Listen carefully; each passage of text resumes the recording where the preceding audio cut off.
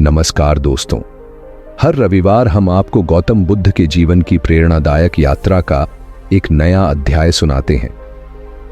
पिछली बार हमने देखा कि कैसे राजकुमार सिद्धार्थ का बचपन राजमहल के सुख सुविधाओं के बीच बीता, लेकिन फिर भी उनके मन में एक अजीब सी बेचैनी थी।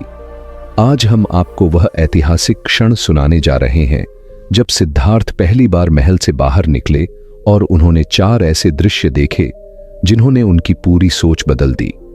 ये वही दृश्य थे जिनकी वजह से उन्होंने अपना राजपाट त्याग दिया और सत्य की खोज में निकल पड़े। यह कहानी आपको सोचने पर मजबूर कर देगी कि हम जीवन को कितनी गहराई से समझते हैं और क्या हम भी उन्हीं सवालों का सामना कर रहे हैं जो सिद्धार्थ ने किए थे। तो चलिए बिना देर किए शुरू करते हैं बुद्ध की जीवन यात्रा का यह महत्वपूर्ण अध्याय। राजा शुद्धोधन के महल में हर प्रकार का ऐशो आराम था। सुंदर बाग, संगीत, नृत्य, स्वादिष्ट भोजन और हर तरह की सुख सुविधा। लेकिन राजकुमार सिद्धार्थ के मन में अजीब सी बेचैनी थी। महल के अंदर हर समय उत्सव जैसा माहौल होता।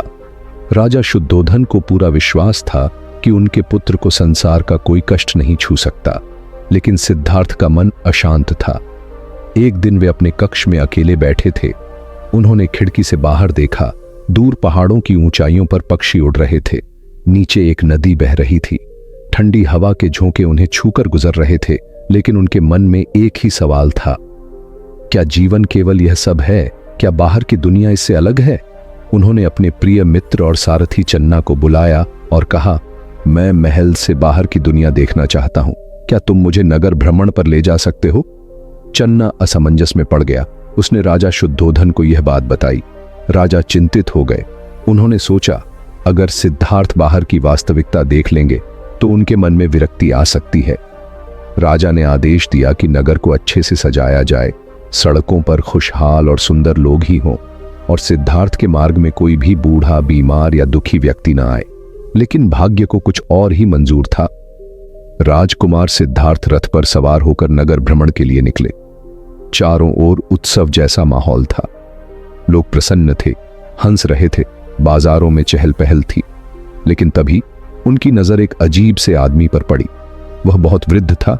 उसकी कमर झुकी हुई थी, बाल सफेद हो चुके थे, चेहरे पर गहरी झुर्रियां थीं और वह कांपते हाथों से एक लकड़ी की लाठी के सहारे धीरे धीरे चल रहा था। सिद्धार्थ को यह देखकर झटका लगा। उन्होंने पहली बार किसी को इतना कमजोर और असहाय देखा था। उन्होंने चन्ना से पूछा, यह आदमी ऐसा क्यों दिख रहा है? चन्ना ने उत्तर दिया, राजकुमार, यह वृद्धावस्था है। हर व्यक्ति जब बूढ़ा होता है तो उसका शरीर कमजोर हो जाता है। सिद्धार्थ ने पूछा, क्या यह मेरे साथ भी होगा? क्या हर कोई बूढ़ा होता है? चन्ना ने सिर झुका लिया और कहा, हां राजकुमार, हर कोई बूढ़ा होता है, कोई इससे बच नहीं सकता। सिद्धार्थ गहरे विचार में डूब गए। उन्होंने सोचा, अगर हर कोई बूढ़ा होता है तो यह जीवन कितना अस्थायी है।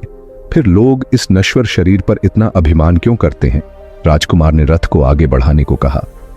कुछ ही दूरी पर उन्होंने देखा कि एक आदमी जमीन पर पड़ा कराह रहा था।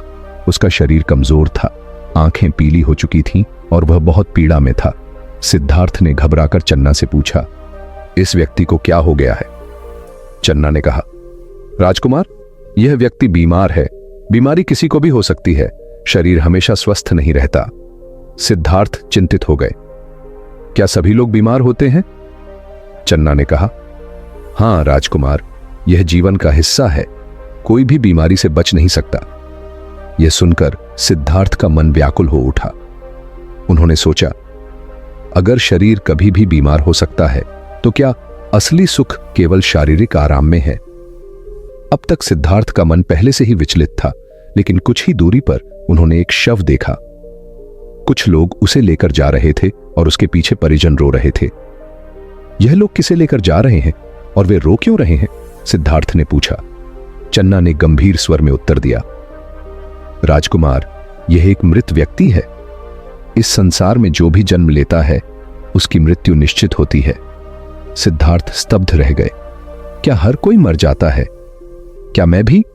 चन्ना ने सिर झुका लिया और कहा, हां राजकुमार, एक दिन सबको मरना होता है, कोई भी मृत्यु से नहीं बच सकता। अब सिद्धार्थ की आंखें खुल चुकी थीं। अगर जन्म लेने वाला हर व्यक्ति एक दिन मर जाता है तो जीवन का असली अर्थ क्या है। तभी उन्होंने एक सन्यासी को देखा। वह न तो गरीब था न दुखी, उसके चेहरे पर शांति थी। सिद्धार्थ ने चन्ना से पूछा, यह व्यक्ति कौन है? चन्ना ने कहा, यह एक सन्यासी है जिसने संसार के मोह को त्याग दिया है और सत्य की खोज में निकला है। सिद्धार्थ ये सुनकर मंत्रमुग्ध हो गए। उन्होंने सोचा, क्या यही जीवन का वास्तविक उद्देश्य है? राजमहल लौटने के बाद भी सिद्धार्थ का मन बेचैन रहा। अब उन्होंने अपना जीवन बदलने का निर्णय लिया, लेकिन कैसे?